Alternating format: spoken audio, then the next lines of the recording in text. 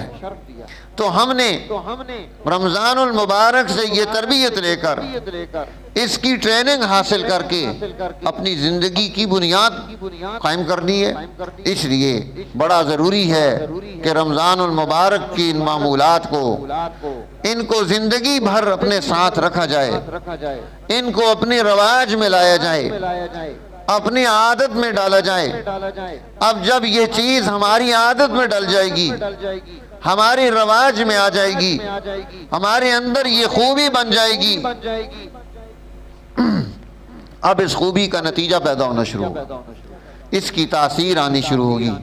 اب ہوتا یہ ہے کہ رمضان میں ہم بمشکل تیار ہوتے ہیں، جب تیار ہوتے ہیں تو رمضان گزر چکا ہوتا ہے۔ جب رمضان گزرتا ہے، اب ہم اپنی رمضان کی عادت کو وہ طے کر کے ٹھپ کے سائیڈ پہ رکھ دیتے ہیں۔